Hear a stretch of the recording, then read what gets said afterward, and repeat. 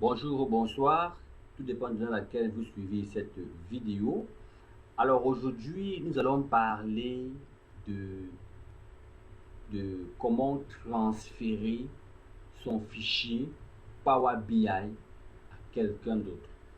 Vous avez fait un tableau de bord dans Power BI, c'est très beau. Vous avez pris du temps pour réaliser votre rapport, votre reporting, et vous l'avez rendu ici dynamique.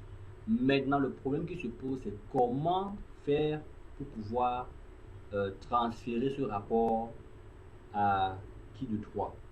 Donc, voici par exemple ici un rapport que nous avions réalisé dans Power BI et qui est bel et bien dynamique. Comme je l'ai tantôt dit dans les vidéos précédentes, pour que vous puissiez vous aventurer dans l'outil Power BI, vous devriez au préalable maîtriser Excel. Peu importe le niveau d'Excel, ça peut être du moins comment dirais-je ici,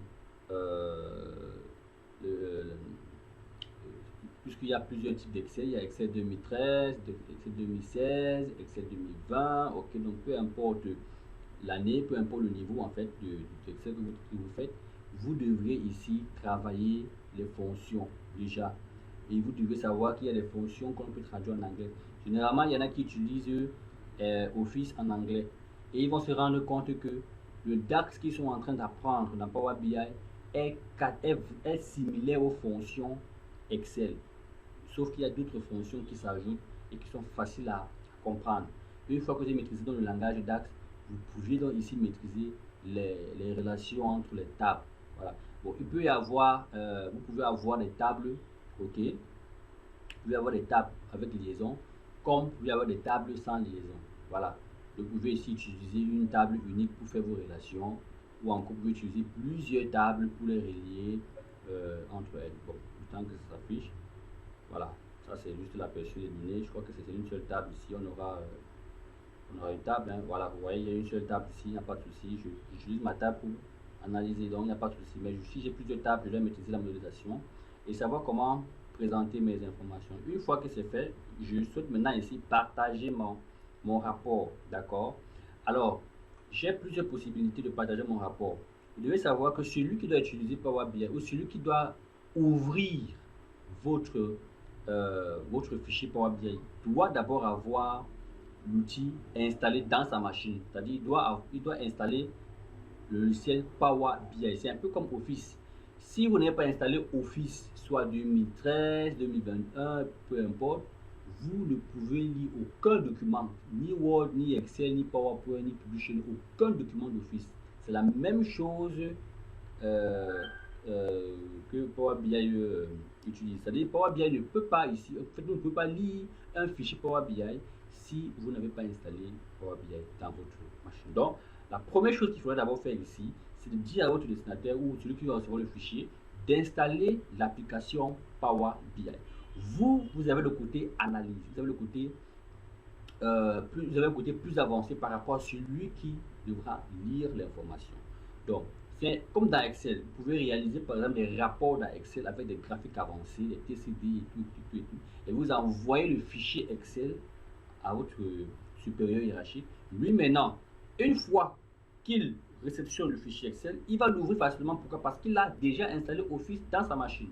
Donc il va ouvrir Excel, il verra le tableau de bord, il pourra cliquer dans les petits onglets pour voir comment ça se passe. Il peut aussi arriver à la base de données, voir comment vous avez renseigné les informations et tout. Si déjà il vous donne le droit,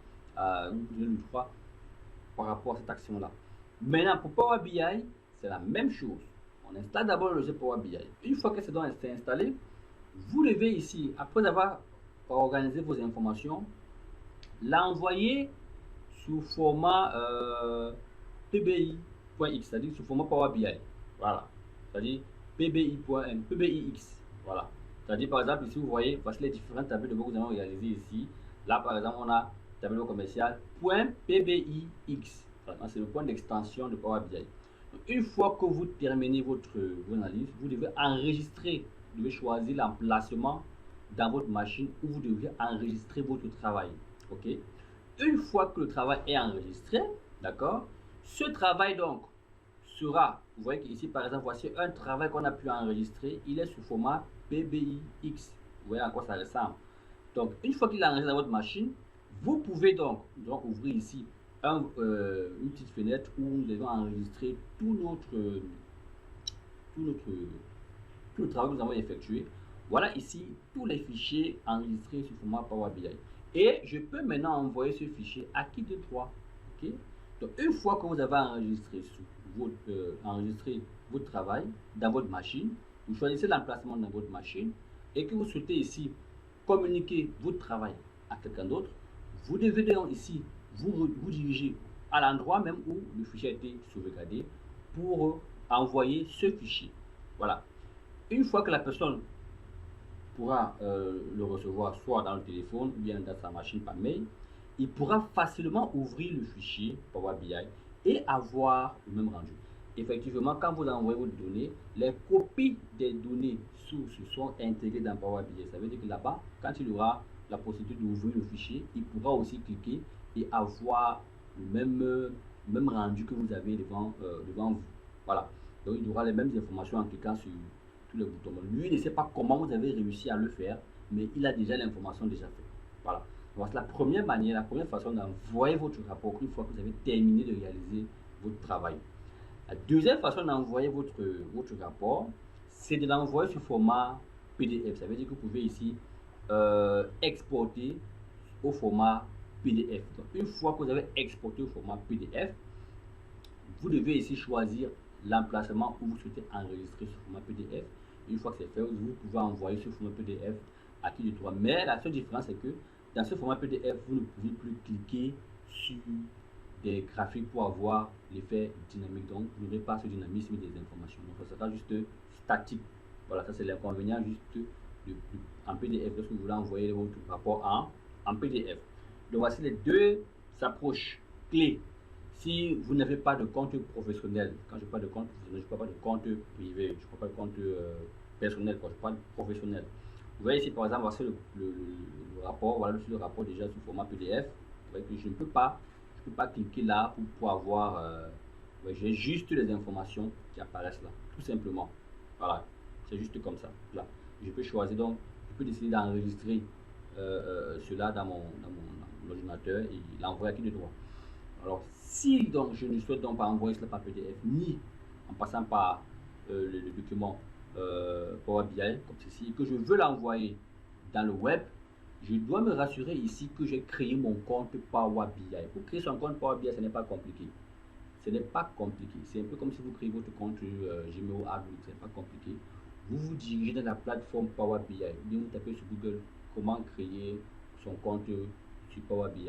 Et vous allez suivre tout simplement la procédure. Il vous demandera de renseigner les informations qui est nécessaire et il vous demandera particulièrement votre adresse mail professionnelle. C'est ça que vous devez renseigner. Une fois que vous entrez votre adresse mail professionnelle, il vous donnera ici une plateforme de Power BI Services gratuite. Voilà, très très gratuite. Et vous pouvez ici maintenant publier à travers dans votre adresse mail. Vous pouvez publier donc ici en insérant l'adresse mail du destinataire qui lui aussi s'est inscrit dans Power BI avec son adresse professionnelle. Voilà. Donc vous l'envoyez ici le fichier. Ok. Il va falloir que la personne puisse aussi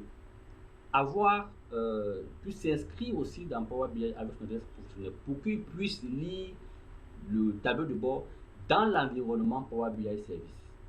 Ok. Donc vous l'envoyez cela par mail professionnel. Il va réceptionner cela dans son environnement et il aura la possibilité de cliquer aussi, de voir comment les choses varient. Mais la seule différence, c'est qu'il ne pourra plus modifier, mais il pourra cliquer. Il y aura l'effet dynamisme, il y aura du dynamisme, autant pour moi, mais il ne pourra plus modifier certains éléments qui sont susceptibles de modifier. Donc, voilà. Bon. Donc, vous n'êtes pas obligé d'avoir un mode payant pour pouvoir envoyer vos informations dans ce sens-là. Donc, moi, généralement, j'envoie mes rapports ou mes trucs sur ce format parce que celui qui utilise en général ici n'a pas besoin de savoir comment j'ai réalisé. Il peut juste cliquer là et il a les informations qui varient. Voilà, donc c'est un peu ça. Maintenant, si vous souhaitez envoyer votre rapport dans le cloud, quand vous envoyez votre rapport dans le cloud, du moins est enregistré dans le cloud Power BI. Voilà, donc Voilà, pour avoir un compte Power BI, ce n'est pas compliqué. Vous avez tout simplement vos informations, votre adresse professionnelle, et dès que c'est fait, dès que le compte est créé, vous avez la possibilité d'envoyer votre rapport à celui qui a aussi un compte dans Power BI. Voilà. N'utilisez pas le compte personnel pour envoyer le rapport. Non, ça ne peut pas fonctionner. Il faut qu'il doit utiliser son compte professionnel, et il va falloir que ce compte soit aussi attaché à Power BI pour que lui, il puisse donc lire le rapport dans l'environnement Power BI Services. Voilà, c'est comme ça que cela se passe quand il vous faut aussi envoyer vos rapports euh, acquis de droit. Donc voici en général ici les différentes façons de partager son rapport, de partager son tableau de bord acquis de droit, de pouvoir aussi de donner la possibilité à ceux-là de bénéficier aussi des informations que vous avez eu le temps de pouvoir traiter, analyser et réorganiser. Donc déjà, merci d'avoir suivi cette vidéo qui consiste ici à vous montrer comment vous devriez partager vos rapports dans Power BI, soit par fichier PBIX, ok, vous l'envoyez, et ce fichier, vous pouvez l'envoyer par mail, hein, vous l'envoyez par mail à qui de droit. Si vous n'avez pas de compte professionnel et que vous ne voulez pas utiliser votre compte professionnel pour pouvoir envoyer vos rapports, vous pouvez l'envoyer sur deux formats, soit en PBIX, soit en PDF. Mais si vous avez un compte professionnel, que vous travaillez ici avec ce compte et que d'autres personnes qui utilisent ce rapport ont des comptes professionnels auxquels ils sont affiliés à Power BI, vous pouvez les envoyer ces rapports via leur compte professionnel. Et eux, à leur niveau, ils vont lire ce rapport dans leur environnement de travail Power BI Services. Voilà.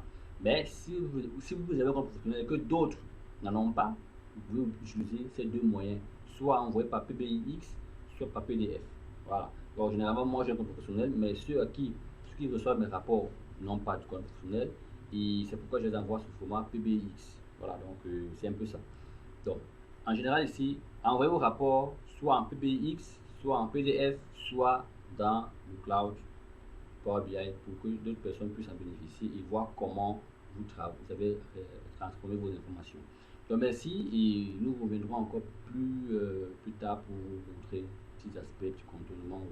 Nous réalisons des formations professionnelles dans ce sens. Comme vous avez vu d'entrée de jeu, ma petite présentation. Donc, si vous êtes intéressé dans la formation dans l'outil Power BI, pour aller du niveau débutant au niveau expert, nous sommes disponibles. C'est-à-dire, quand je parle de niveau expert, c'est comment manipuler Power Query, comment manipuler le langage DAX, comment utiliser des fonctions de graphique avancées. Ok, donc voici un peu en général le contenu de nos différentes formations. Donc, à très bientôt pour d'autres présentations et merci pour nous avoir suivis jusqu'à la fin.